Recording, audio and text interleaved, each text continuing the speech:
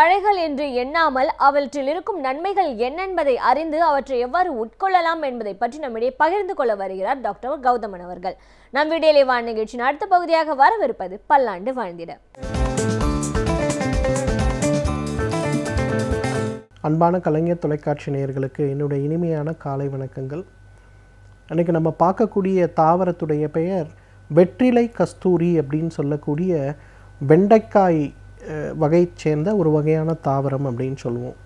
இந்த வெற்றிலை கஸ்தூரி அப்படிங்கிறது பார்த்திங்கன்னா பொதுவாக ஒரு வருடம் வரை வளரக்கூடிய ஒரு வகையான செடி வகை தாவரம். ரொம்ப அழகாக வெண்டைக்காய் எப்படி இருக்குமோ அதே போல் பூக்களை கொண்டிருக்கும். மஞ்சள் நிறமாக வெண்டைக்காயில் நம்ம பார்க்கக்கூடிய பூ இந்த வெற்றிலை கஸ்தூரியில் பார்த்திங்கன்னா கொஞ்சம் ஊதா நிறத்தில் இருக்கிறத பார்க்க முடியும். கொல்லிமலை பகுதிகளிலையும் குளிர் சார்ந்த மலைப்பகுதிகளிலையும் ஏற்காடு சம்பந்தப்பட்ட இடங்கள்லையும் மிக அதிகமாக நம்ம பார்க்கக்கூடிய ஒரு தாவரங்களில் இந்த வெற்றிலை கஸ்தூரி அப்படிங்கிறது ஒன்று.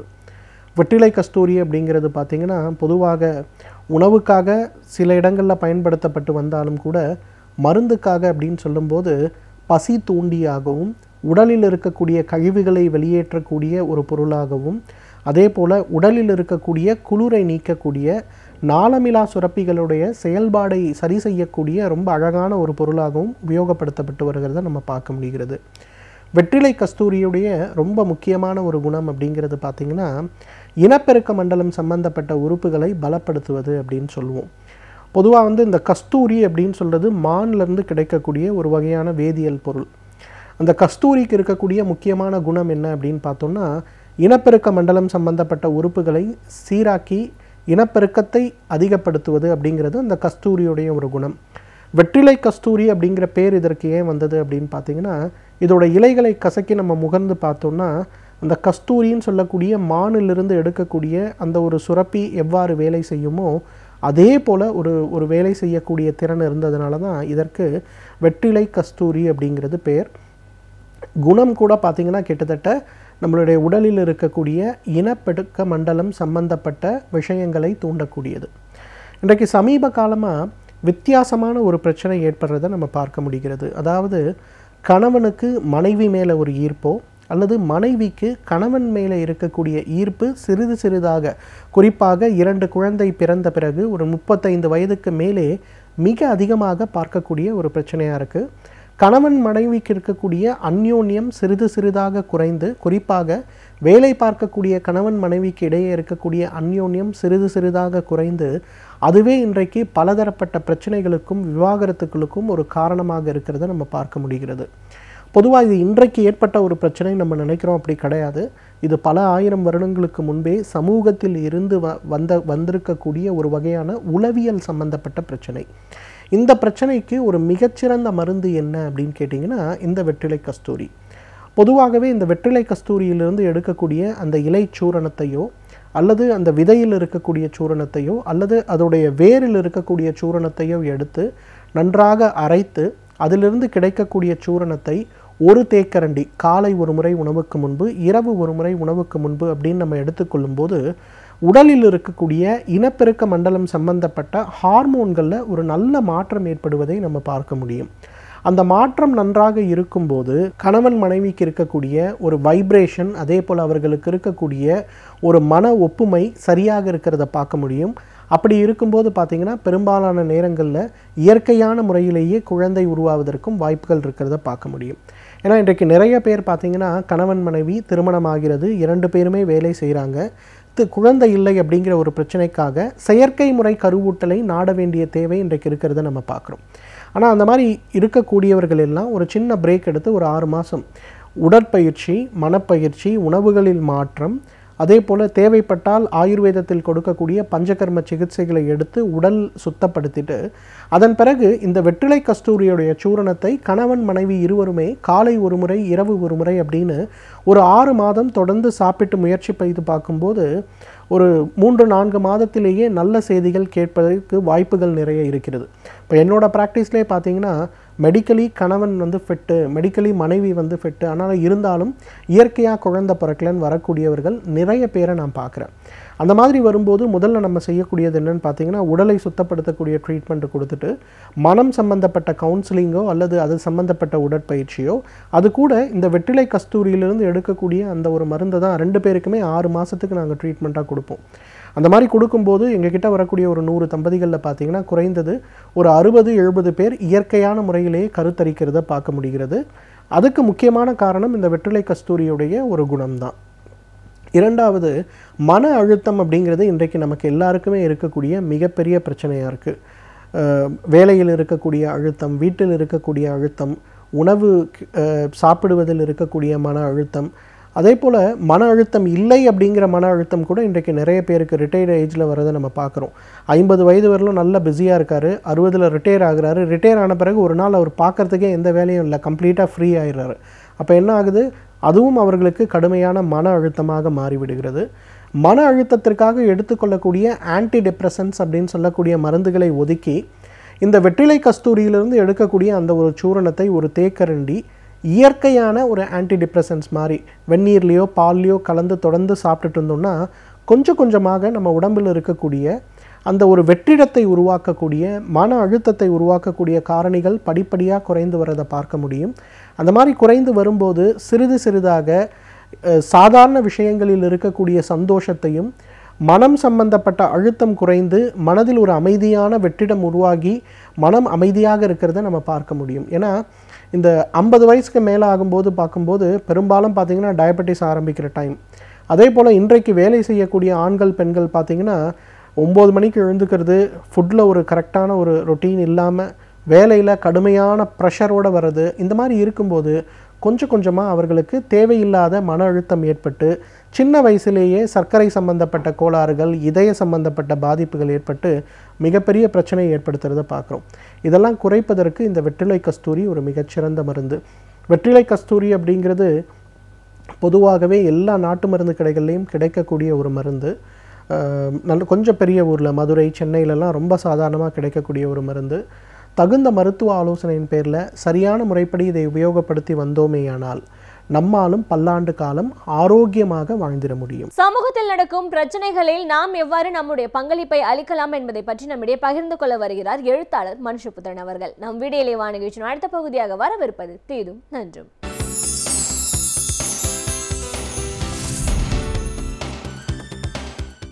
வணக்கம் நண்பர்களே, இனமொரு இனிய காலை பொழுதில் தீதும் நன்றும் நிகழ்ச்சியில் உங்களை சந்திப்பதில் மிக்க மகிழ்ச்சி அடைகிறேன்.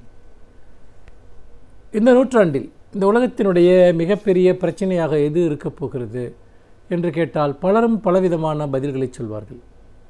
ஆனால் எல்லோரும் ஒப்புக்கொள்ளக்கூடிய ஒரு பதில் ஒன்று இருக்கிறது. இந்த நூற்றாண்டினுடைய மிகப்பெரிய பிரச்சனையாக இருக்கப் போவது குப்பைகள் தான். அதுவும் கடந்த 5 ஆண்டுகளில், அதுவும் வரப்போகிற 5 ஆண்டுகளில் அல்லது 10 ஆண்டுகளில் இந்த உலகம் எதிர்கொள்ளவே முடியாத அளவிற்கு நெருக்கடியை உருவாக்கப் போகிற பிரச்சனையாக இந்த குப்பைகளை தொடர்ந்து சுற்றுச்சூழல் ஆய்வாளர்கள் சுட்டி வருகிறார்கள். முக்கியமாக இந்த குப்பைகளின் காரணமாக ஏற்படக்கூடிய விளைவுகள் என்பது பாரதூரமானவை. நம்முடைய ஒட்டுமொத்தமான சுற்றுச்சூழலுக்கும் அது மிகப்பெரிய அழிவை ஏற்படுத்துகின்றன. அப்படிப்பட்ட ஒரு அழிவை இந்த குப்பைகள் ஏற்படுத்துகிற போது நாம் அவற்றை எப்படி எதிர்கொள்ளப் போகிறோம் என்பதை பற்றி நம்மிடம் எந்த விதமான மாற்று திட்டங்களும் இல்லை என்பது தான் வருந்தத்தக்க ஒரு விஷயம்.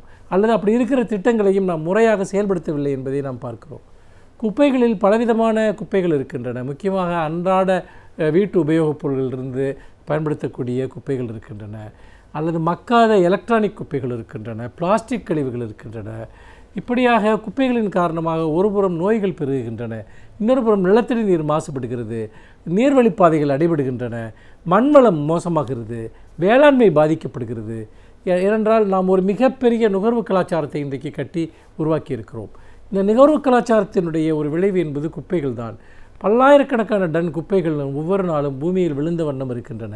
இந்த குப்பைகளை மறுசுழற்சி செய்வதற்கோ அல்லது மாற்றியமைப்பதற்கோ பெரும் நிதி ஆதாரம் தேவைப்படுகிறது.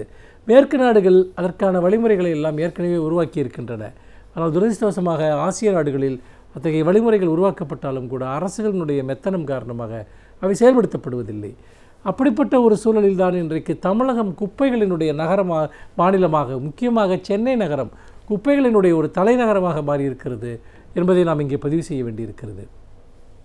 இங்கே இருக்கக்கூடிய குப்பைகளை அகற்றுகிற பணியின் ஒரு பகுதியை தனியார் துப்புரவு நிறுவனமும் பெரும்பகுதியை மாநகராட்சி ஊழியர்களும் மேற்கொண்டு வருகிறார்கள். ஆனால் பெருமளவு குவியக்கூடிய குப்பைகளை என்ன செய்வது என்று அவர்களுக்கு தெரியவில்லை. டன் கணக்கில் விழக்கூடிய குப்பைகளை எப்படி கையாள்வது என்று அரசு அவர்களுக்கு எந்த ஒரு வழிகாட்டுதல் நெறியையும் வழங்கவில்லை. திடக்கழிவு மேலாண்மை வாரிய சட்டத்தின்படி ஒழுங்குமுறையின்படி ஒரு விதிமுறையை கடந்த அக்டோபரிலே கொண்டு வந்தார்கள். அதாவது 100 கிலோவிற்கு மேல் குப்பைகளை உற்பத்தி செய்யக்கூடிய திருமண மண்டபங்கள் அல்லது தனியார் நிறுவனங்கள் அவற்றை தாங்களே பதனிடுதல் அல்லது அவற்றை மறுசுழற்சி செய்தல் போன்ற விஷயங்களை மேற்கொள்ள வேண்டும் என்கிற விதிமுறைகள் கொண்டு வரப்பட்டன. ஆனால் அப்படி அந்த குப்பைகளை திரும்பவும் மறுசுழற்சிக்கு ஆட்படுத்தக்கூடிய பதனிடக்கூடிய பணி பெரும்பாலான இடங்களில் சென்னை நகரத்தில் தொடங்கப்படவே இல்லை. ஏனென்றால் இதுபோன்ற விதிமுறைகளை கொண்டு வருகிற போது அவற்றை எப்படி ஏமாற்றுவது என்பதற்கான எல்லா உத்திகளையுமே அதன் உரிமையாளர்கள் பயன்படுத்துவார்கள். அதற்கேற்ப அரசு ஊழியர்களும் கூட தங்களுக்கு தேவையான ஆதாயத்தை அவர்களிடமிருந்து பெற்றுக்கொண்டு சுலபமாக அவற்றை கண்டும் காணாமல் விட்டுவிடுவார்கள். இதன் விளைவாக இன்று பெருமளவிற்கான குப்பைகள் தேங்குவதை நாம் பார்க்கிறோம். இன்னொரு விசித்திரமான ஒரு விதிமுறையை கொண்டு வந்தார்கள். அது என்னவென்று சொன்னால், நீங்கள் புதன்கிழமைகளில் மட்டும் நீங்கள் மட்காத குப்பைகளை பெறுவது, மற்ற நாட்களில் எல்லாம் மட்கும் குப்பைகளை பெற்றுக்கொள்வது என்று. இதையெல்லாம் எப்படி நாம் அடையாளம் காண முடியும்? ஏனென்று கேட்டால், மக்காத குப்பைகள் மக்கும் குப்பைகள் எல்லாம் ஒன்றோடு ஒன்று சேர்ந்து தான் மக்கள் மாநகராட்சியிடம் ஒப்படைக்கிறார்கள் அல்லது குப்பை தொட்டிகளில் போடுகிறார்கள். அவற்றை தரம் பிரிக்கக்கூடிய ஒரு பார்வை என்பது ஊழியர்களிடம் கிடையாது. அப்படியே அவர்களுக்கு அந்த பார்வை இருந்தால் கூட அவர்கள் பணத்தை பெற்றுக்கொண்டு மக்குகிற குப்பையோடு மக்காத குப்பைகளையுமே அவர்கள் சேர்த்து பெற்றுக்கொள்வதற்கு வாய்ப்பு இருக்கிறது. அதனால் அரசு கொண்டு வந்த இந்த போன்ற அபத்தமான விதிமுறைகளின் காரணமாக குப்பைகளை அகற்றுகிற பணி என்பது மிகப்பெரிய அளவிற்கு தொய்வடைந்து விட்டது. தொய்வடைந்ததோடு மட்டுமல்லாமல் அதற்கு ஒரு மிகப்பெரிய அளவிற்கு இந்த பிரச்சனையை எப்படி எதிர்கொள்வது என்று தெரியாத ஒரு சிக்கலான சூழலும் இப்போது ஏற்பட்டிருக்கிறது. இந்த சூழ்நிலையில்தான் குப்பைகள் தொடர்பான ஒரு கொள்கை, ஒரு நடைமுறை செயல்பாடுகள் சார்ந்த அல்லது நடைமுறையில் சாத்தியப்படக்கூடிய ஒரு கொள்கையை அரசு போர்க்கால அடிப்படையில் வகுக்க வேண்டும்.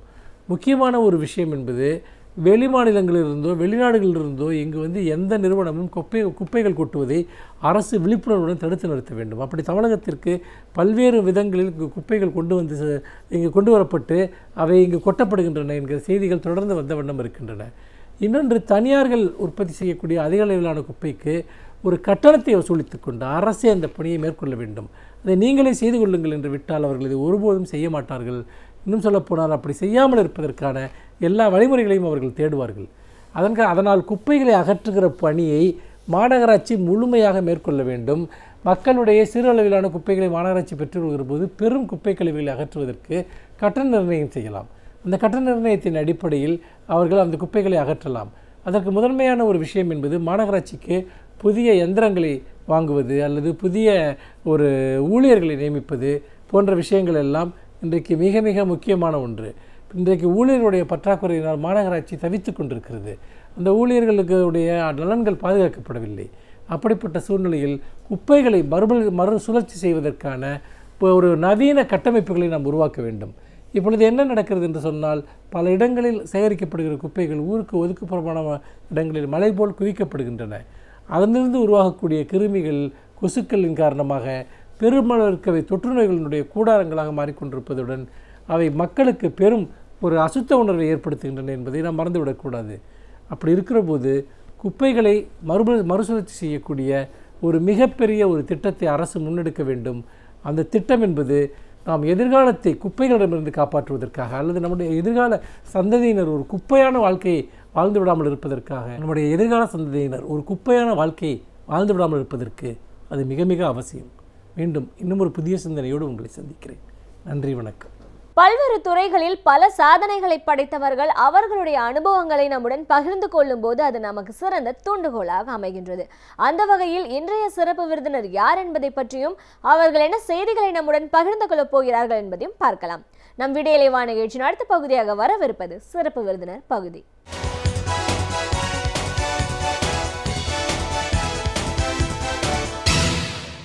வணக்கம் நேயர்களே, விடியலை வா நிகழ்ச்சியின் சிறப்பு விருந்தினருக்கான நேரம் இது. இன்றைய சிறப்பு விருந்தினர் அனைத்திந்திய வரி செலுத்துவோர் சங்கத்தின் தலைவர் ஆடிட்டர் வி. முரளி. வரி செலுத்துவோர் சங்கம் அப்படின்னு நம்ம சொல்லும்போது இன்னைக்கு டாக்ஸ் அப்படிங்கிறதுல ஒரு பெரிய குழப்பமான ஒரு சூழலை நம்ம பார்க்குறோம். இந்த 5 ஆண்டு கால பிஜேபி ஆட்சியிலையும் சரி, அந்த ஜிஎஸ்டி அப்படின்ற ஒரு அறிவிப்புக்கு அப்புறம் பல தொழில் நிறுவனங்கள் பல குழப்பமான சூழல்கள் இருக்கிறத பார்க்குறோம். இந்த வரி அப்படிங்கிறது என்ன, இதை எப்படி பயன்பாட்டுக்கு கொண்டு போகணும், இன்றைய சூழல் எப்படி இருக்கு, இப்படி பல விஷயங்களை நம்ம அவர்கிட்ட கேட்டு தெரிஞ்சுக்கலாம். வணக்கம் சார். வணக்கம். அனைத்து இந்திய வரி செலுத்துவோர் சங்கத்தின் தலைவராக முதல்ல எங்கள் நிகழ்ச்சிக்கு உங்களை நாங்கள் வரவேற்கிறோம் சார். டாக்ஸ் அப்படின்னு நம்ம சொல்கிறோம், அந்த காலம் தொட்டே நம்ம சொல்லுவோம் ஒரு நாட்டோட பொருள் ஈட்டுதல் வருமானம் அப்படின்னும் போது வரிகள் மூலமாக தான் வந்து அதற்கான ஒரு ரெவென்யூ கிடச்சிதுன்றதெல்லாம் நம்ம சொல்கிறத பார்க்குறோம். பட் உண்மையிலேயே இந்த இப்போ இருக்கிற ஒரு பீரியடில் பார்க்கும்போது இந்த வரி ஒன்று மட்டும்தான் ஒரு பெரிய அளவில் மாற்றத்தை கொடுக்கும் அப்படின்ற ஒரு போக்கில் மத்திய அரசாங்கம் செயல்படுற ஒரு சூழல் இருக்குது. அந்த கட்டாயத்துக்கு இன்றைக்கி நம்ம தள்ளப்பட்டிருக்கோமோ அப்படின்ற ஒரு கேள்வியும் இருக்குது. டாக்ஸ் அப்படிங்கிறது எவ்வளோ தூரம் அவசியம், மற்ற நாடுகளை ஒப்பிடும்போது இந்தியாவை பொறுத்த வரைக்கும் எப்படி இருக்குது, ஒரே மாதிரியான ஒரு வரி அப்படிங்கிறது கொண்டு வர்றது எவ்வளோ தூரம் அது நடைமுறையில் சாத்தியப்படும், ஒரு மாநிலங்களுக்குமே அதற்கான ஒரு ப்ளஸ் அண்ட் மைனஸ் இருக்கக்கூடிய ஒரு சூழலில் இந்த யூனிகோடிங் அப்படின்ற ஒரு ஃபார்முலா எவ்வளோ தூரம் நம்மளால் எக்ஸிக்யூட் பண்ண முடியுன்ற ஒரு கேள்வி இருக்குது. ஸோ இந்த வரி செலுத்துவோர் சங்கத்தோட தலைவராக ஒரு ஆடிட்டராக இன்னைக்கு இந்த வரி அப்படிங்கிற ஒரு விஷயம் தான் நம்ம முழுமையாக பேச போகிறோம். பட்ஜெட் அறிவிக்கப்பட்டிருக்கிற இந்த ஒரு சூழலில் டாக்ஸ் அப்படின்னு நம்ம சொன்னோம்னா நிறைய ஒரு குழப்பங்கள் இருக்குது. ஸோ இதில் உங்களுடைய பார்வையில் எப்படி இருக்குது அப்படிங்கிறதுலேருந்து பேச ஆரம்பிக்கலாம். அருமையான கேள்வி. பொருளில்லாருக்கு உலகம் இல்லை, இது வந்து சான்றோர் வாக்கு. அதனால் எல்லாரும் வந்து ஏர்ன் பண்ணணும் அப்படின்னு தான் நினைப்பாங்க. அப்போது ஒரு சோஷியலிஸ்டிக் பேட்டர்னில் ஒரு சமுதாயம் அமையும் பொழுது அது அரசாங்கம் வந்து யாரெல்லாம் வந்து ஏர்ன் பண்ணுறாங்களோ இருக்கிறவங்க கிட்ட கொஞ்சம் கலெக்ட் பண்ணி இல்லாதவங்க சோஷியல் இதுலையும் அவங்க வந்து செலவு பண்ணணும். அதனால் அந்த செலவுக்கேற்ற ஒரு வருமானம் எப்படி வருதுன்னா ஒன்லி வரி மூலமாக தான் வருது. அந்த வரி வர்றது எப்படி இருக்குன்னா ஈக்விட்டபிளாக இருக்கணும், ஜஸ்ட்டாக இருக்கணும், and it should not be பயஸ்டாக இருக்கக்கூடாது, ஒருத்தருக்கு ரொம்ப இது பண்ணுற மாதிரி இருக்கக்கூடாது. எங்கே வந்து ஊக்குவிக்கணுமோ அங்கே ஊக்குவிக்கணும். அதனால சில இதுக்குன்னு கன்செஷன் கொடுப்பாங்க, சிலதுக்கு வந்து ஸ்பெஷல் ட்ரீட்மெண்ட் கொடுப்பாங்க.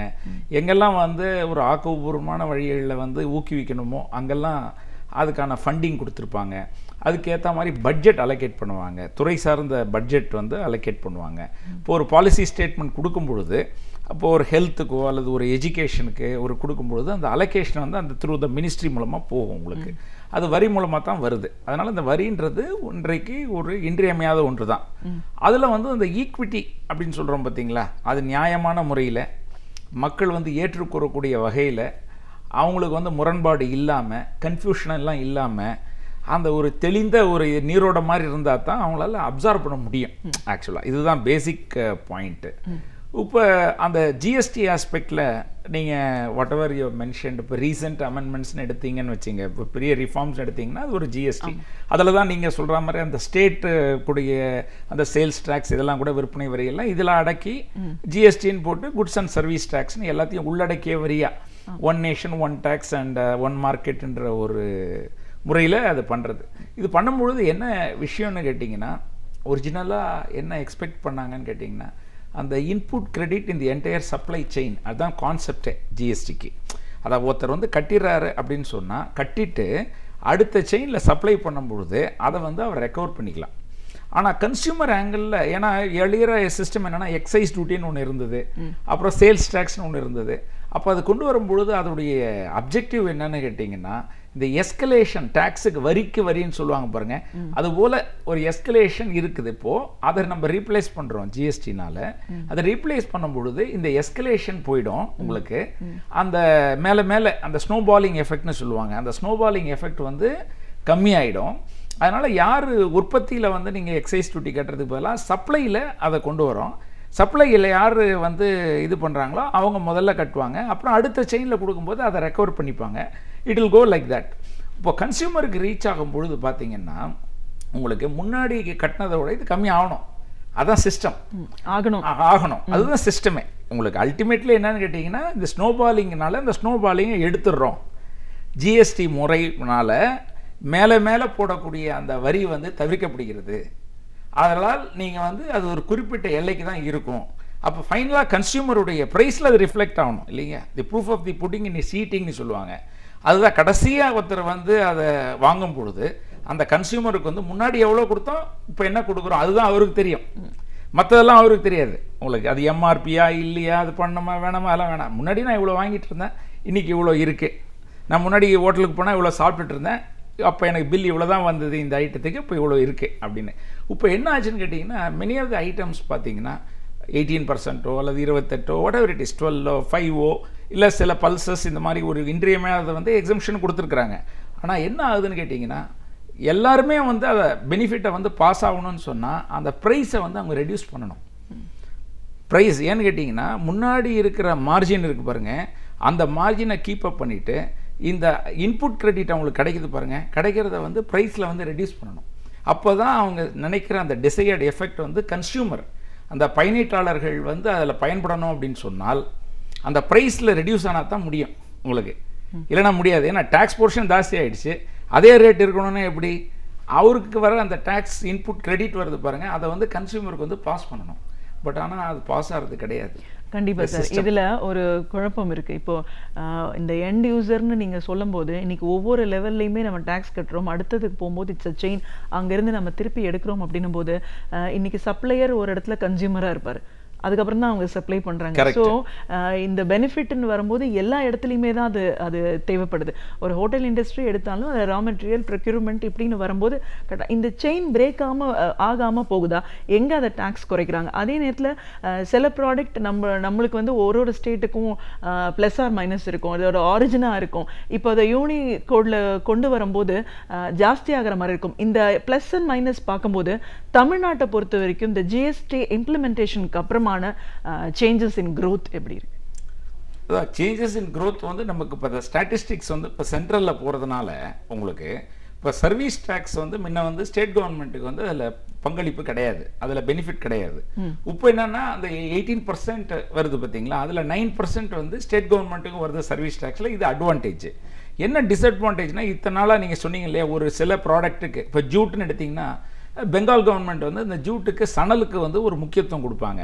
இப்போ நீங்கள் ஆல் ஓவர் இந்தியா ஒரு டேக்ஸ் போடும்பொழுது அந்த மாதிரியான ஸ்பெஷல் கன்செஷன் வந்து அவங்களோட ப்ராடக்ட்டுக்குன்னு தனியாக கொடுத்துக்க முடியாது. இந்த ஜிஎஸ்டி கவுன்சிலில் அந்த ரெஸ்பெக்டிவ் ஃபினான்ஸ் மினிஸ்டர்ஸ் என்ன பண்ணுவாங்கன்னா, ஸ்டேட் ஃபினான்ஸ் மினிஸ்டர்ஸ் அது சொல்லுவாங்க, இந்த பர்டிகுலர் ப்ராடக்ட் வந்து இங்கே வந்து ஒரு ஹேண்டிகிராஃப்ட்ஸுக்கு ஒரு முக்கியத்துவம் இருக்கும், ஜூட்டுக்கு இருக்கும், அல்லது வேறு ஏதாவது ஒரு அந்த விளைபொருள்கள் வந்து அந்த ஒரு தட்பவெட்ப நிலைமையினால அந்த இருக்கிற அந்த கிளைமேட்டிக்னால ஒரு பர்டிகுலர் குட்ஸ் வந்து அமோகமாக விளையுதுன்னு வச்சுங்க ஒரு ஸ்டேட்டில். அப்போ வந்து அதுக்கு ஒரு கன்செஷன், அந்த க்ரோயர்ஸ்க்கு ஒரு தனியான ஒரு காட்டன் வரக்கூடிய மகாராஷ்டிராவில் எல்லாம் சுகர் கேன் லாபி இருக்கும் உங்களுக்கு மராட்டா ரீஜனில், அங்கே வந்து ஸ்பெஷல் ட்ரீட்மெண்ட் கொடுக்கணும்னு அந்த ரெஸ்பெக்டிவ் பீப்புள் பண்ணுவாங்க ஸ்டேட் பட்ஜெட்டில். இப்போ வந்து இதெல்லாம் வந்து சென்ட்ரலுக்கு மாறினதுனால உங்களுக்கு அந்த ஸ்பெஷலைஸ்டு ட்ரீட்மெண்ட் ஜிஎஸ்டி கவுன்சிலில் என்ன டிசைட் பண்ணுறாங்கலாம் இந்த பட்ஜெட்டில் கூட பார்த்தீங்கன்னா, இன்றைக்கி ப்ரெசென்ட் பண்ண பட்ஜெட்டில் உங்களுக்கு எக்ஸைஸில் இருக்கிற ஐட்டம்ஸ் எல்லாம் இப்போ கிடையாது, இல்லைனா ஒரு லாங் இன்டைரக்ட் டாக்ஸஸ் வரும். ஏன்னா அது ஜிஎஸ்டி கவுன்சிலில் டிசைட் பண்ணுறதுனால அந்த பாலிசி இது 1-2 சொன்னாங்களே வழியே மற்ற எதுவுமே கவர் ஆகலை உங்களுக்கு. அந்த ஜிஎஸ்டி வந்ததுனால ஸ்டேட் கவர்மெண்ட்டுடைய சில உரிமைகள், சில ஒரு பேசிக் ரைட்ஸ்னு சொல்லுவாங்க இல்லையா, அந்த ஒரு குறிப்பிட்ட ட்ரேடர்ஸ் ஆஃப் தட் ரீஜன் வந்து போய் பார்க்குறாங்க, அந்த ரெஸ்பெக்டிவ் எலெக்டட் மெம்பர்ஸை போய் பார்க்குறாங்க, எம்எல்ஏஸையோ அல்லது ஒரு மினிஸ்டரையோ போய் பார்க்குறாங்கன்னு உங்கள் ஸ்டேட்டில், இந்த மாதிரி எங்களுக்கு இந்த பாதகம் இருக்குது, இந்த மான்சூன் இல்லாதனால இந்த தடவை இல்லைன்னா அப்போ என்ன பண்ணுவாங்கன்னா அந்த ரெஸ்பெக்டிவ் ஸ்டேட்டில் வந்து அதுக்கு மட்டும் எக்ஸம்ஷன் கொடுக்கலாம்.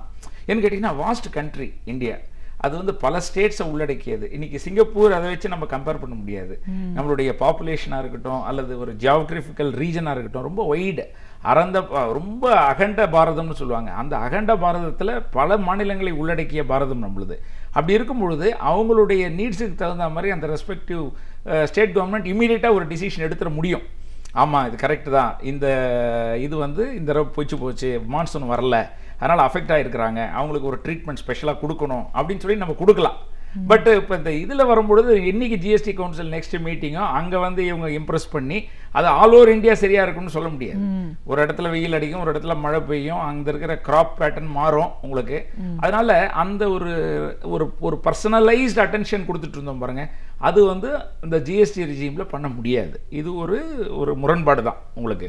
இது என்னன்னா யாராவது ஒருத்தர் எஸ்டாப்ளிஷ் பண்ணுறாங்க, எந்த ஸ்டேட்டில் வேணால் எஸ்டாப்ளிஷ் பண்ணலாம், அந்த ப்ராடக்டோட காஸ்ட்டு சேம், அந்த ஆஸ்பெக்டில் ஒரு மேக்ரோ லெவலில் தான் இதை நம்ம அப்ரோச் பண்ணியிருக்காங்க உங்களுக்கு. ஆனால் அல்டிமேட்லி கன்சியூமர் ஆங்கிளில் நிறைய கன்ஃபியூஷன் இருக்குது. நிறைய இடத்துல வந்து டேக்ஸ் கிரெடிட் எடுக்க முடியாது.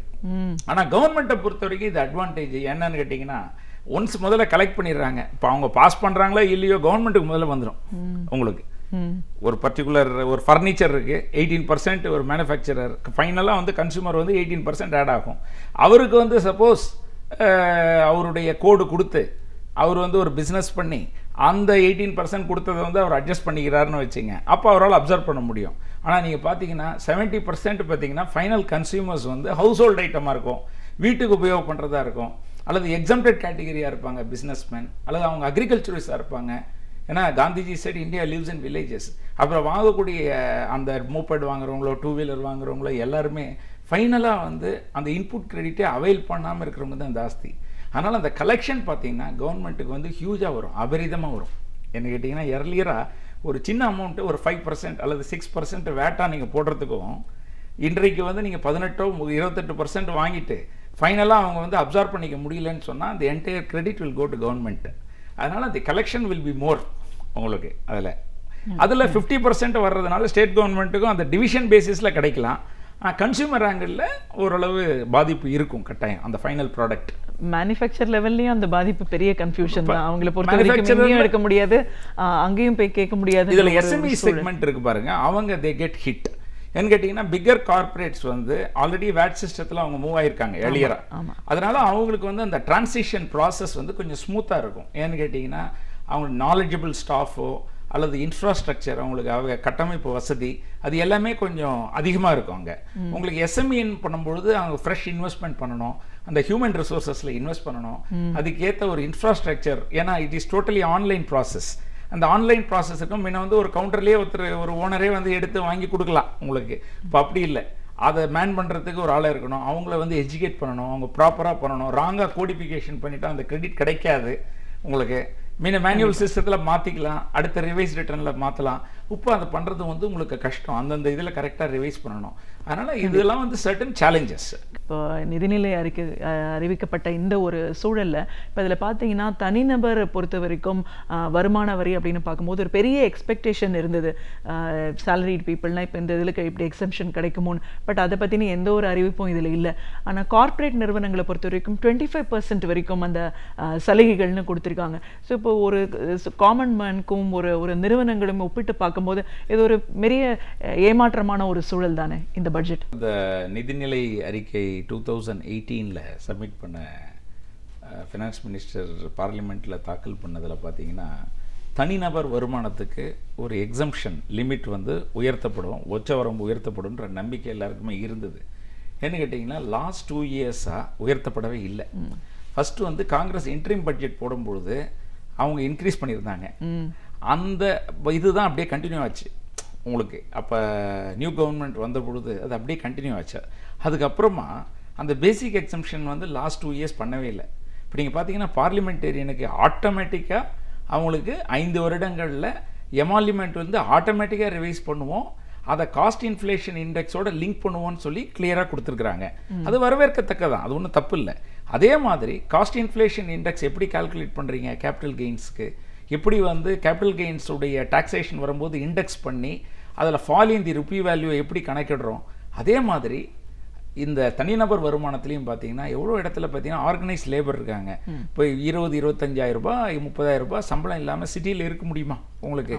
ஸோ ஒரு கம்பெனியில் லேபராக இருக்கிறவங்களே பார்த்தீங்கன்னா ஒரு 30,000 ருபீஸ் உங்களுக்கு ஏர்ன் பண்ணுறாங்கன்னு வச்சுங்க. அந்த 2,50,000லேயே உங்களுக்கு 36 மாதம் 48 மாதம் ஒரே இதுலேயே இருந்ததுன்னா நம்ம வந்து அந்த காஸ்ட் இன்ஃப்ளேஷன் இண்டெக்ஸே கணக்கிடலை. இப்போ நம்ம என்ன சொல்கிறோன்னா, ஈவன் எங்கள் அசோசியேஷனில் கூட நாங்கள் கொடுக்குற மனு என்னன்னு கேட்டிங்கன்னா, ஒரு ஃபிக்ஸ் பண்ணிடுறோம் 2,50,000. இப்போ ஆட்டோமேட்டிக்காக நீங்கள் எதுவும் கன்செஷன்லாம் கொடுக்க வேணாம், நீங்கள் இன்க்ரீஸ் எல்லாம் பண்ண வேண்டியதில்லை. அந்த காஸ்ட் இன்ஃப்ளேஷன் இண்டெக்ஸ் எந்த அளவுக்கு உங்கள் ருப்பி வேல்யூ சக் பண்ணுதோ அந்த அளவுக்கு நீங்கள் ஆட்டோமேட்டிக்காக ரிவைஸ் பண்ணுங்கள். அதை வந்து அந்த எமாலிமெண்ட்ஸுக்கு கொண்டு வந்திருக்கிறாங்க உங்களுக்கு. எம்பிஸ் எமாலிமெண்ட்ஸ் வந்து 5 இயர்ஸ்க்கு ஆட்டோமேட்டிக்னு போட்டு இன்ஃப்ளேஷனோட லிங்க் பண்ணும்பொழுது அதே யார்ட்ஸ்டிக்கை வந்து தனிநபர் வருமானத்தில் அந்த உச்சவரம்பில் இன்க்ரீஸ் பண்ணுறதை ஃபாலோ பண்ணலாம். அப்போ ஆட்டோமேட்டிக்காக நம்ம கேட்கணும்னு அவசியமே கிடையாது. அதுக்கு மேலே கொடுத்தா ஓகே, உபரியது. பட் என்ன கொடுக்கணுமோ அது வந்து அந்த பர்ச்சேசிங் பவர் தானே அது. இப்போ 4 லட்சத்தை வந்து ஒருத்தர் வந்தவர் கூட 1,50,000 80Cயில் போடலான்னு சொல்லிட்டு போயிடலாம். 4 லட்சம் வாங்குறோம் 1,50,000 கட்ட முடியுமா? அவர் போய் எல்ஐசி, பிபிஎஃப், யூலிப் இன்சூரன்ஸ்னு எடுக்க முடியுமா? முடியாது. ஒரு மிடில், ஏன்னா அவருக்கு அந்த எக்ஸ்பென்ஸுக்கே கரெக்டாக இருக்கும். உங்களுக்கு அந்த எக்ஸ்பென்ஸை மீட் பண்ணக்கூடிய வகையில் கொடுக்குற அமௌண்ட்டு தான் அது வந்து எக்ஸம்ஷன் லிமிட்டுங்க. அந்த எக்ஸம்ஷன் லிமிட்ன்றது வேற ஒன்றும் இல்லை. ஒருத்தர் வந்து ஒரு குடும்பம் நடத்தணும் அப்படின்னா குழந்தைங்களை வந்து படிக்க வச்சு அவர் வந்து ஒரு குடக்கூலி கொடுத்துக்கிட்டு அல்லது ஒரு இன்கம் இது வந்தால் இஎம்ஐ கட்டிக்கிட்டு ஈக்குவேட்டட் மந்த்லி இன்ஸ்டால்மெண்ட் கட்டிக்கிட்டு அவர் குடும்பம் நடத்த முடியுமா? அது என்னெல்லாம் எக்ஸ்பென்ஸுக்கே போதுமான அளவுக்கு இருக்கக்கூடிய வகையில் தான் அந்த எக்ஸம்ஷன் லிமிட்ன்றது ஃபிக்ஸ் ஆகுது. அப்போ 4 வருஷத்துக்கு முன்னாடி ஃபிக்ஸ் பண்ணது இன்னைக்கு கிடையாது உங்களுக்கு. அதனால அதில் ஒரு எதிர்பார்ப்பு இருந்தது, அந்த எதிர்பார்ப்பு இல்லை. அது ஒன்று. அப்புறம் நீங்கள் அந்த இதோட லிங்க் பண்ணீங்க கார்பரேட், அதுவும் நியாயம்தான். ஏன்னு கேட்டிங்கன்னா 50 crores வரைக்கும் டேர்ன் ஓவர் இருந்ததை 250 crores டேர்ன் ஓவர் வரைக்கும் அது 25% தான் அப்படின்னு சொல்லும் பொழுது அது ஒரு கன்செஷன். அது தப்புன்னு நம்ம சொல்கிறதுக்கு இல்லை. அந்த யார்ட் ஸ்டிக் நான் முதல்ல சொன்னோம் பாருங்கள், ஜஸ்ட் அண்ட் ஈக்விட்டபிள்னு சொன்னோம் பாருங்கள், அதில் வரும்பொழுது யார் கொடுக்க முடியும் யார் கொடுக்க முடியாது அப்படின்றது தான் அந்த தராசு. அதுதான் முக்கியம். உங்களுக்கு யார் கொடுக்க முடியலையோ, அவங்களால ஹெல்த் வந்து அஃபோர்ட் பண்ண முடியல, அவங்களுக்கு ஹெல்த் கொடுக்குறீங்க. உங்களுக்கு எஜுகேஷன் பண்ண முடியலையா, அவங்களுக்கு ஃப்ரீ எஜுகேஷன் கொடுக்குறீங்க இல்லைங்களா? ஒருத்தர் லோடு பண்ணுறது இல்லை, அவர் ஆல்ரெடி நல்ல ஒரு பெரிய இதில் படிக்கக்கூடியவளை வசதி இருக்கிறவரை போய் நம்ம ஒரு மானியம் கொடுக்க போகிறது இல்லை. அதே மாதிரி இங்கே இந்த பர்டிகுலர் லிமிட்டுக்கு கூட முன்னெல்லாம் எப்படின்னு கேட்டிங்கன்னா மேக்ஸிமம் மார்ஜினல் ரேட்னு பேர் இன்கம் டேக்ஸில். என்ன லோயஸ்ட் ரேட் இண்டிவிஜுவலுக்கு அப்ளை ஆகுதோ that should be the minimum rate for the corporates. அது கீழே வரக்கூடாதுன்றதான் கான்செப்டே. அண்டர் தி டைரக்ட் டாக்ஸஸில் கான்செப்டே எப்படின்னு கேட்டிங்கன்னா whatever maximum marginal rate is applicable as the minimum rate ன்னு சொல்லுவாங்க உங்களுக்கு. அதுக்கு மேலே தான் இருக்கலாம், அது கூட கீழே வரக்கூடாது உங்களுக்கு. இப்போ 30% is the maximum rate அப்படின்னு சொன்னால் ப்ளஸ் அந்த அபவ் 10 lakhs மேலே 1 கோடி மேலே வரும்பொழுதெல்லாம் செஸ் எல்லாம் இருக்குது. இப்போ உங்களுக்கு 3% எஜுகேஷன் செஸ் வந்து 4% ஆக்கியிருக்கிறாங்க உங்களுக்கு. அஃப்கோர்ஸ் இப்போ சேலரி பீப்புளுக்கு வந்து செப்பரேட்டாக ஸ்டாண்டர்ட் டிடக்ஷன் 40,000 கொடுத்தால் கூட, அல்லது பென்ஷனர்ஸ்க்கு வந்து அண்டர் 80Lன்னு முன்ன ஒரு செக்ஷன் இருந்தது. உங்களுக்கு பேங்க் டெபாசிட்ல வரக்கூடிய இன்ட்ரெஸ்ட்டும் போஸ்ட் ஆஃபீஸ் டெபாசிட் ஸ்கீமில் வரக்கூடிய இன்ட்ரெஸ்ட்டுக்கும் 10,000 ரூபாய் வரைக்கும் எக்ஸம்ஷன். அந்த எக்ஸம்ஷனை வந்து 80TTA வந்து 50,000 வரைக்கும் ஏற்றிருக்கிறாங்க. இதெல்லாம் ஒரு கிளாஸ் ஆஃப் பீப்புள். பட் ஜென்ரலாக அக்ராஸ் தி போர்டு இன்க்ரீஸ் பண்ணுறது தான் ஸ்லாப்ன்றது உங்களுக்கு. அந்த 40,000 rupees வந்து செப்பரேட்டாக ஒரு பென்ஷனர்ஸ்க்கோ அல்லது சேலரிட் பீப்புளுக்கோ கொடுக்குறதும், அல்லது இதில் வந்து அந்த அவங்க போட்டிருக்கிற டெபாசிட்ஸில் வர இன்கத்தில் எக்ஸம்ஷன் 10ன்றதை வந்து 50,000 ஆக்கிறதும் கன்செஷனால் இருந்தால் கூட அக்ராஸ் தி போர்டை நீங்கள் கொடுக்கணும். ஏன்னு கேட்டிங்கன்னா ஃபேக்ட்ரியில் இருக்கிற ஒர்க்கர்ஸ் எல்லாம் வில் பி ஹிட். இதில் முன்ன வந்து ஒரு ஆடிட்டர் கிட்ட வராங்க ஃபைல் பண்ணுறாங்கன்னா எ பர்சன் ஓரளவு ஒரு இதுக்கு மேலே, இப்போ அப்படி இல்லை, எல்லாரும் வரக்கூடிய ஒரு சூழ்நிலை ஆகிடுது. எல்லாருமே ஆன்லைன் ஃபைல் பண்ணணும். இப்போ எப்படி ஜிஎஸ்டியில் அந்த செப்பரேட்டாக ஸ்மால் ஸ்கேல் இவங்களுக்கெல்லாம் வந்து எக்ஸம்ஷன் இல்லாதனால எல்லாரும் எப்படி அதை கம்ப்ளைண்ட்ஸ் வராங்களோ, அதே மாதிரி இதுலேயும் பார்த்தீங்கன்னா அந்த 2,50,000 அப்படியே வச்சுட்ருக்கோம். அதுக்கு அப்புறம் யூனியன் இதில் வந்து இன்க்ரீஸ் ஆகிட்டே போகுதுங்க சேலரி 4 வருஷமாக உங்களுக்கு. அப்போ உங்களுக்கு இந்த 40,000 பெனிஃபிட் வந்து ஒரு சின்ன இது தான், பீனட்ஸ் தான் அது உங்களுக்கு. அதே சமயத்தில் கொடுத்தனமும் பண்ண முடியாது. இப்போ 2,50,000ங்கிறது என்ன, it's equal to 20,000 rupees per monthங்க. 2,40,000 ரூபாய். இன்றைக்கி 20,000ல் வந்து லீட் பண்ணுறதுன்றது கஷ்டம். ஒரு இஎம்ஐயே நீங்கள் வந்து ஒரு 30 lakhsக்கு நம்ம வாங்குறோன்னு வச்சுங்க, வேறு கவர்மெண்ட் ஸ்பான்சர்ட் ஸ்கீம் இருக்குது இல்லைங்களா, அதில் வந்து 30 lakhs மேலே வரக்கூடாது. அதுக்கே இஎம்ஐ எவ்வளோ வரும்? அதுவே 20,000 ஆகிடும். எதுக்காக சொல்கிறேன்னு கேட்டிங்கன்னா இன்றைக்கு வந்து ஒரு ஸ்டாண்டர்ட் ஆஃப் லிவிங்கை வந்து ரொம்ப நார்மலாக வெது சொற்பமான முறையில் ரன் பண்ணுறதுக்கே வேணும். அந்த அளவு தான் அந்த 2,50,000. அதை இன்க்ரீஸ் பண்ணாதது ஒரு பெரிய ஒரு டிசப்பாயின்மெண்ட் தான் எல்லா சாராருக்கும். மிடில் கிளாஸுக்கு எஸ்பெஷலி லோயர் மிடில் கிளாஸுக்கு already they reeled under inflation. அந்த இன்ஃப்ளேஷனரி இண்டெக்ஸை மட்டும் அதில் ரிஃப்ளெக்ட் பண்ணிக்கிட்டாங்கன்னா இட் இஸ் பெட்டர் ஆக்சுவலி. இது வேற ஒரு கான்செப்டில் அதை செஞ்சுருக்கிறாங்க. இன்க்ரீஸ் டிக்ரீஸ்ன்ற போது நீங்கள் சொல்கிற மாதிரி கார்பரேட்டுக்கு பண்ணியிருக்காங்க. அவங்க தே கேன் அஃபோர்ட். 250 கோடின்றது பெரிய விஷயங்க. அந்த 250 கோடி டேர்ன் ஓவர் இருக்கிறவங்களுக்கு பார்த்தீங்கன்னா இப்போ சேலரிக்கு எப்படின்னு கேட்டிங்கன்னா வேறு எதுவுமே வந்து டிடக்ஷன் நாட் அலவுடு. இப்போ ஒரு கம்பெனி எடுத்தீங்கன்னு வச்சுங்க, 250 crores ஒரு கார் வாங்கலாம், டெப்ரிசியேஷன் கிளைம் பண்ணலாம், தேய்மானம் கிளைம் பண்ணலாம், டிரைவர்னு போடலாம், எக்ஸ்பென்சஸ் எல்லாம் எழுதி மிச்சம் இருக்கிறது மட்டும் தாங்க டேக்ஸு. அதை வந்து 25% குறைச்சிடுறோம். ஆனால் சேலரி பீப்புளுக்கு வந்து what goes in to the packet is டாக்ஸ்டுங்க, what not remains in the packet. Concept of difference business டாக்ஸேஷனுக்கும் சேலரிக்கும் என்னன்னு கேட்டிங்கன்னா, சேலரி வாங்கின உடனே ஃபார்ம் நம்பர் 16 வந்துடும். 26 yearsல அவன் டிடிஎஸ் போட்டோம்னா அது ஏறிடும்.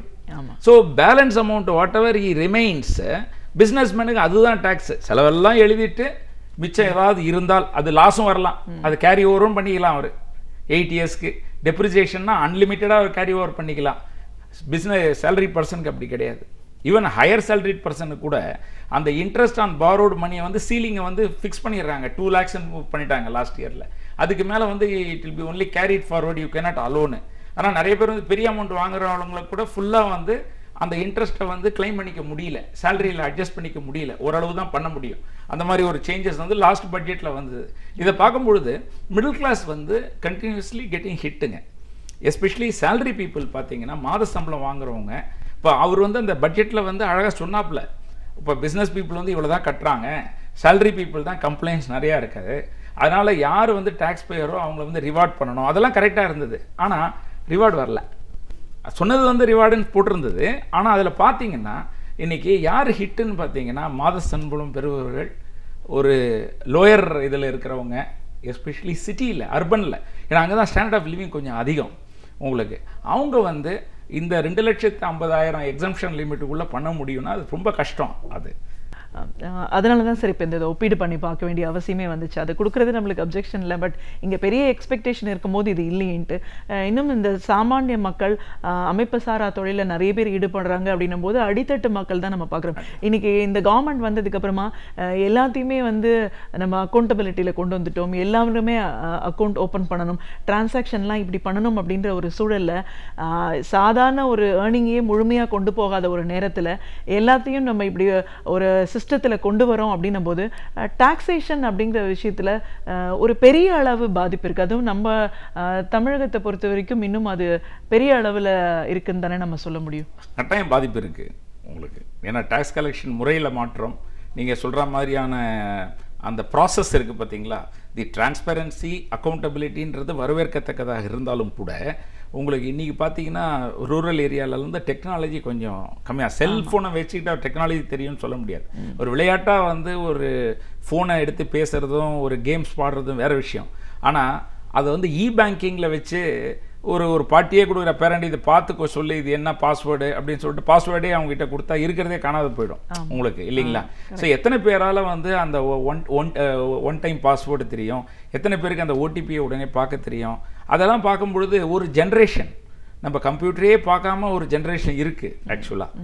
ஸோ அவங்களும் பிஸ்னஸ் பண்ணிக்கிட்டு இருக்கிறாங்க, அவங்களும் இருந்துட்டு இருக்கிறாங்க, அவங்களும் ரூரலில் வெல் ஸ்ப்ரெட் அவுட்டாக இருக்கிறாங்க. இப்போ அவங்களுக்கும் இது அப்ளிகபிளாக இருக்கும்பொழுது அப்போ ஐடென்டிட்டி வந்து எப்படி ஆதார் மாதிரி ஒவ்வொரு எஸ்டாப்ளிஷ்மெண்ட்டுக்கும் ஒரு இது கொடுக்க போகிறோன்னு கூட அந்த பட்ஜெட்டில் வந்து ஒரு இது வந்தது. அதை வந்து அவங்க கரெக்டாக யூஸ் பண்ணுறாங்களா, அதில் எக்ஸ்ப்ளாய்ட் ஆகலையா, வேறு ஏதாவது இடைத்தரகர்கள் வந்து பூந்து அதில் ஒன்றும் டிஸ்டர்ப் பண்ணாமல் இருக்காங்களா, இல்லை வேறு ஏதாவது சீட் பண்ணக்கூடியவங்க வந்து வெளியூர்லேருந்தே வந்து இருக்கிற பேங்க்லேயே எடுத்துகிட்டு போயிடுறாங்க இன்றைக்கி. ஸோ ஆதார் கிதாரெலாம் நல்லதுன்னா கூட அதை ப்ரொடெக்ட் பண்ணக்கூடிய வகையில் அவங்களுக்கு அந்த இன்டலெக்சுவல் கெப்பாசிட்டி இருக்குதா உங்களுக்கு, ரொம்ப அதிகமாக இல்லைன்னா கூட ஒரு டெக்னாலஜி சைடு ஒருத்தரை நம்பிக்கை தான் அவங்க பண்ணணும். நம்பும் பொழுது அதில் அந்த இது ஆகிடுது இல்லையா, பின்ன பாஸ்புக்குன்னு சொல்கிறோம், அவங்க சைன் போட்டு அவங்க போகாமல் வாங்க முடியாது. இப்போ வந்து அவங்க தெரியாமையே அக்கௌண்ட்லேருந்து எடுக்கலான்ற ஒரு வரும்பொழுது எல்லாமே ஒரு டெக்னாலஜி யுகத்தில் போகும்பொழுது இந்த டேஞ்சர் என்னென்னா அவங்களுடைய பாஸ்புக்கை அவங்களால ப்ரொடெக்ட் பண்ணிக்க முடியுமா, அவங்களால லாக்இன் ஃபெசிலிட்டி இருக்க முடியுமா, அதெல்லாம் ஒரு கொஸ்டின்ஸ் தான் உங்களுக்கு. அந்த இதில் அந்த டிரான்சாக்ஷன் சேலஞ்சஸ்னால் இதெல்லாம் தான் உங்களுக்கு. முதல்ல வைஃபை இருக்கா இல்லையா அது ஒரு ஆஸ்பெக்ட், நான் சொல்கிறது இண்டிவிஜுவல் ப்ரொடெக்ஷன் ஆங்கிளில் சொல்கிறேன். அனதர் திங் இஸ் ஒரு இப்போ மொரிஷியஸ் இந்த மாதிரி இடத்துலலாம் பார்த்தீங்கன்னா செக்யூரிட்டி ரீசன்ஸ்னால அங்கெல்லாம் வைஃபை வந்து சேலஞ்சஸ். இப்போ அங்கே மேனுஃபேக்சரிங்கே கிடையாது, எல்லாமே வந்து வேறு ஒரு இடத்துல இருந்தால் ஷிஃப்ட் ஆகி வரணும். அந்த மாதிரியான ஊர்லெல்லாம் உங்களுக்கு பார்த்தீங்கன்னா மொரிஷியஸ்லாம். இப்போ அங்கெல்லாம் பார்த்தீங்கன்னா அந்தமான் நிக்கோபார்லாம் அந்த அதர் ஐலாண்டில் வந்து சம் சேலஞ்சஸ் இருக்கிறதுனால செக்யூரிட்டி ரீசன்னால அந்த வைஃபை வந்து ரெஸ்ட்ரிக்ட் பண்ணி வச்சுருப்பாங்க. ஸோ நீங்கள் அங்கெல்லாம் இப்போ எங்களுக்கும் பிரான்ச் இருக்குது, அங்கெல்லாம் பார்த்தீங்கன்னா வைஃபை ஒர்க் ஆகாது உங்களுக்கு. So they find it very difficult உங்களுக்கு. இதெல்லாம் சர்டன் சேலஞ்சஸ், அதெல்லாம் கொஞ்சம் எக்யூப் பண்ணி தான் இந்த டிரான்சாக்ஷன் வில் பி ஸ்மூத் உங்களுக்கு. கண்டிப்பாக சார்.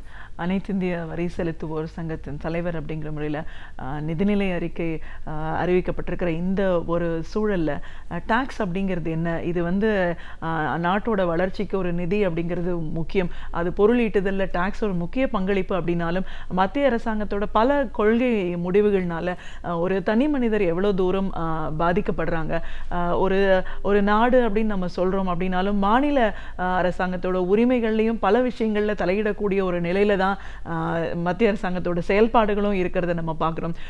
ஒரு ஒட்டுமொத்தமாக ஒரு பெரிய எதிர்பார்ப்போடு இருந்த ஒரு சூழல்ல சாமானிய மக்களை எவ்வளோ தூரம் இதை பாதிக்கக்கூடிய வகையில் இருக்கு. இன்னும் என்ன மாதிரியான ஒரு ரெவல்யூஷனரி சேஞ்சஸ் எல்லாம் நம்ம வரணும்னு எதிர்பார்த்துட்டு இருக்கிற ஒரு சூழல்ல இருக்கோன்னு பல விஷயங்களை எங்களோட நீங்க பகிர்ந்ததுக்கு நன்றி. நன்றி, வாய்ப்புக்கு நன்றி. நாள்தோறும் பல புதிய தகவல்களை நம் முன் வைக்கும் பேராசிரியர் சுபவீர பாண்டியன் அவர்கள் இன்று என்ன தகவலை நம் முன் வைக்கப் போகிறார் என்பதை பார்க்கலாம். நம் வீடியோலே வா நிகழ்ச்சியின் அடுத்த பகுதியாக வரவிருப்பது ஒன்றே சொல் நன்றே சொல்.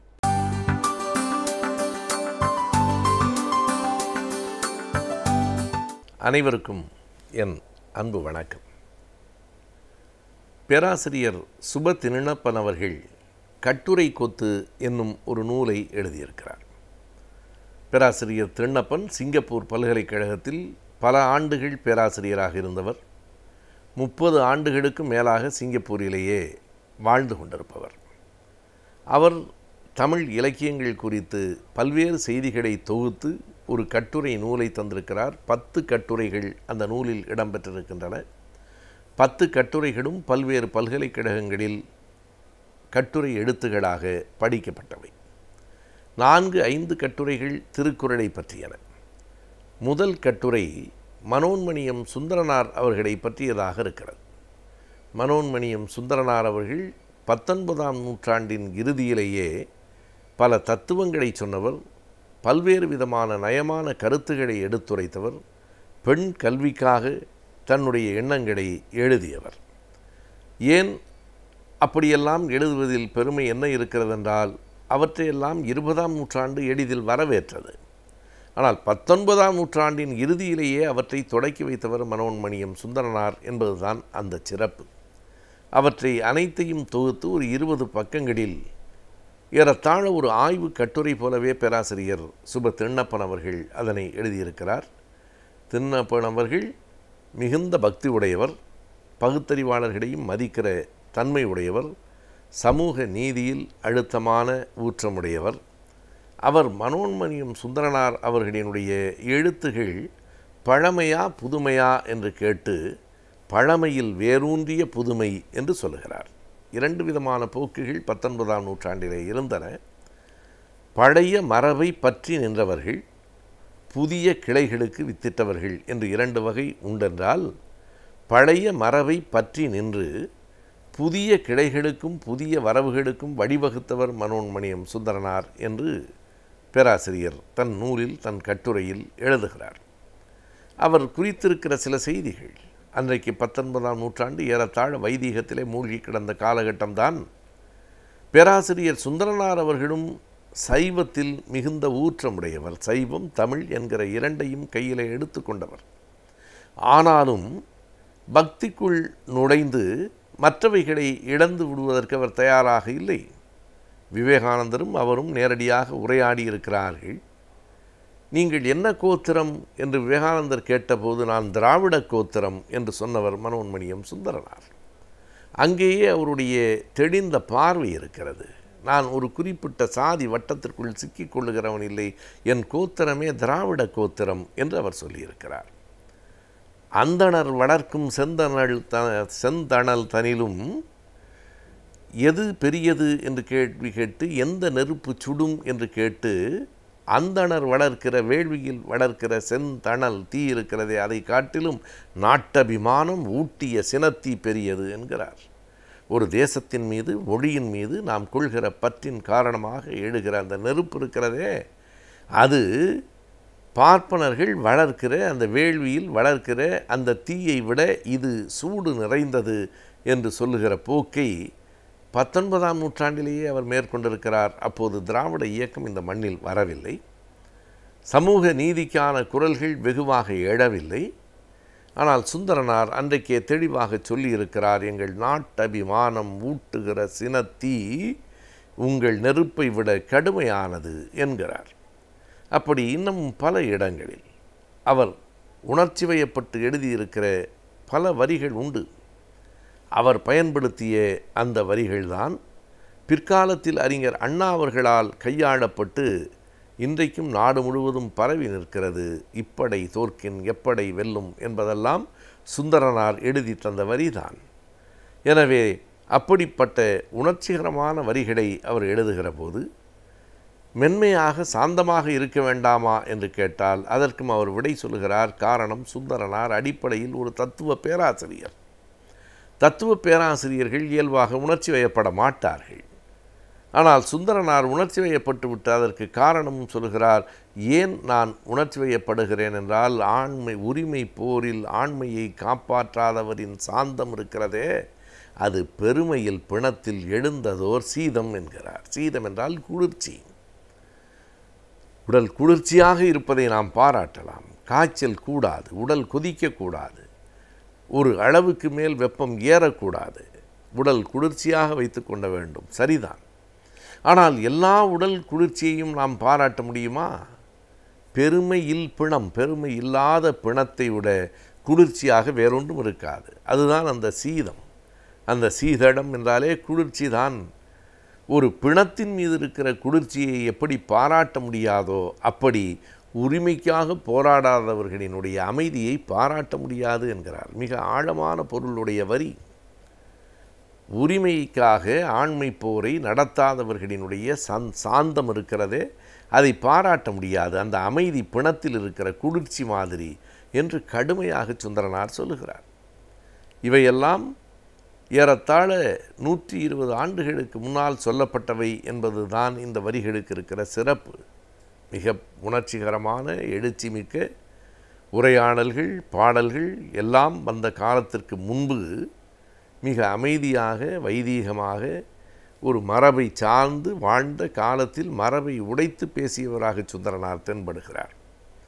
மனோன்மணியம் நாடகத்திலே வாணி என்று ஒரு பாத்திரம், நடராசன் என்று ஒரு பாத்திரம், 2 பாத்திரங்களும் பெண்களுக்கு கல்வி வேண்டும் என்பதை வலியுறுத்துகிற பாத்திரங்கள், பெண் விடுதலை பற்றி பேசுகிற பாத்திரங்கள், பெண் விடுதலையை எண்ணியே பார்க்க முடியாத காலத்தில் பெண் விடுதலை பேசிய பாத்திரம்தான் மனோன்மணியத்தினுடைய அந்த வாணி என்கிற பாத்திரம்.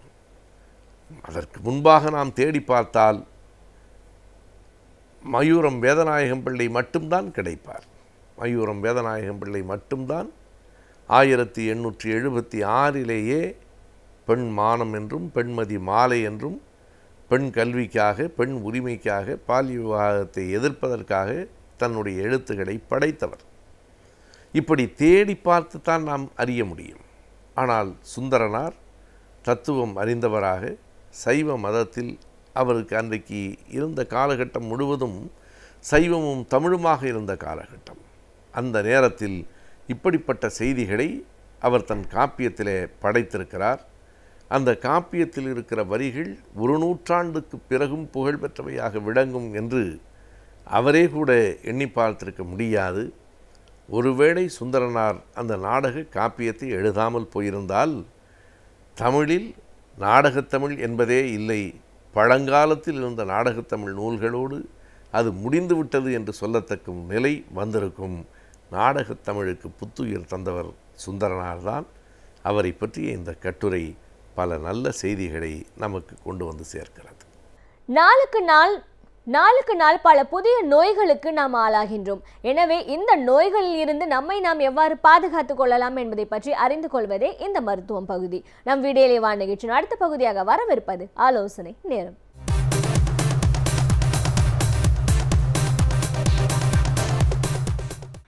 இன்று ஆலோசனை நேர பகுதியில் நம்ம பார்க்க போகிறது முதுமையில் ஏற்படக்கூடிய பிரச்சனைகளும் அதற்குரியான தீர்வுகளும் நம்ம பார்க்க போகிறோம். இப்போது இன்றைக்கி ஸ்டாட்டிஸ்டிக்ஸ் பார்த்தோம்னா கிட்டத்தட்ட 2021 கிட்டத்தட்ட 143 சீனியர் பாப்புலேஷன்ஸ் இருக்க போகிறாங்க. இன்றைக்கி கிட்டத்தட்ட ஒரு 94 மில்லியன் சீனியர் பீப்புள்ஸ் இருக்காங்க. இப்போது இந்த மாதிரி ஒரு முதுமையில் என்னென்ன பிரச்சனைகளை அவங்க சந்திக்கிறாங்கன்னா, முதல்ல ஒரு நடைமாற்றம், இல்லைன்னா ஒரு தடுமாற்றம், நடையில் ஒரு தடுமாற்றம்.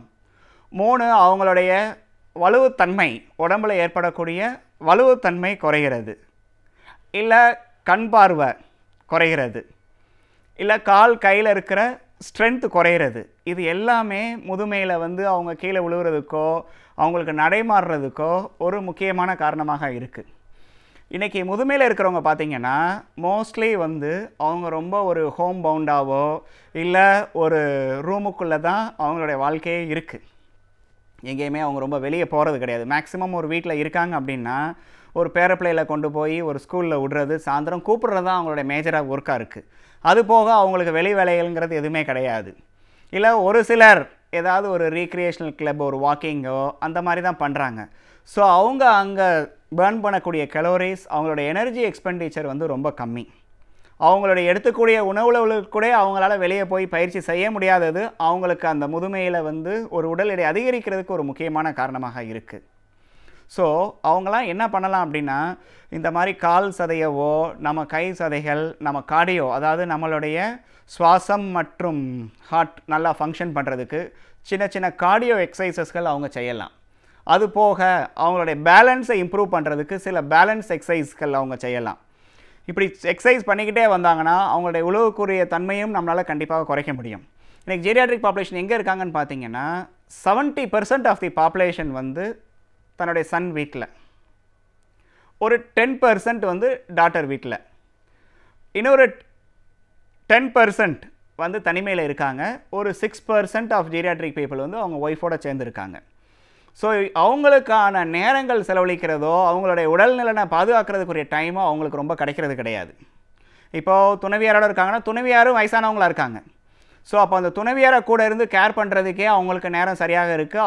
அவங்களுடைய உடம்பு நிலையை பார்க்க முடியல. அது போக அவங்க பேரப்பிள்ளைகளை கூட்டு போக, ஸ்கூலுக்கு கொண்டு போய் விட, அவங்கள கூட்டு வர்றதுக்கு, இதுக்கு தான் அவங்களுக்கு போதிய நேரம் இருக்குது. தன் உடம்பை பார்க்குறதுக்கு நேரம் இல்லை. Third, personal sickness. அவருடைய உடல்நிலையே முதுமையில் வந்து வீக்காகிறப்போ அவர் ஒரு ப்ராப்பரான ஒரு எக்ஸசைஸோ அவருக்குன்னு ஒரு ஆக்டிவிட்டி எதுவுமே செய்கிறதுக்கான நேரம் கிடையாது.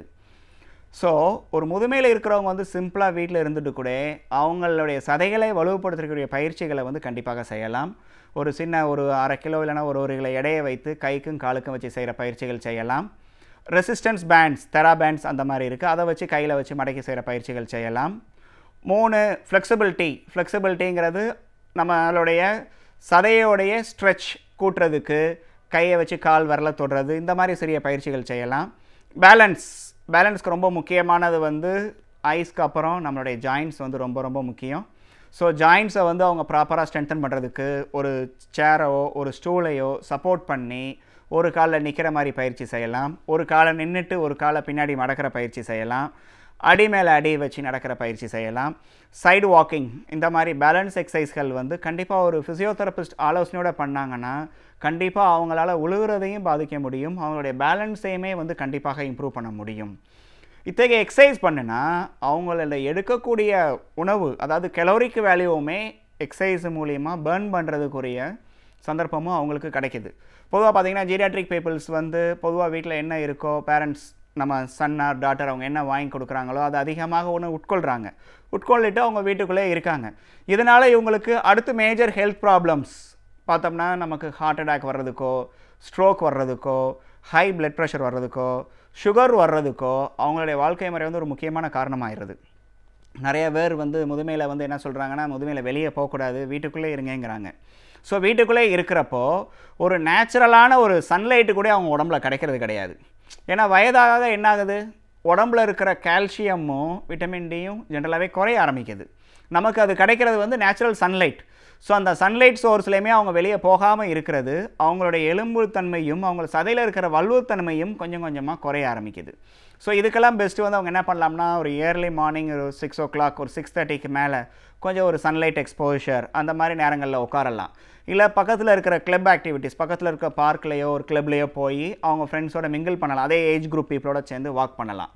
இல்லை அண்டர் ப்ராப்பர் சூப்பர்வேஷன் ஒரு நல்ல ஒரு ஃபிசியோதெரபிஸ்ட் கைடன்ஸையோ ஒரு ஃபிட்னஸ் ட்ரைனர்ஸ் கைடன்ஸையோ வச்சுக்கிட்டு அவங்கவுங்க வயதுக்குரிய எக்ஸசைஸை கண்டிப்பாக அவங்க செய்யலாம்.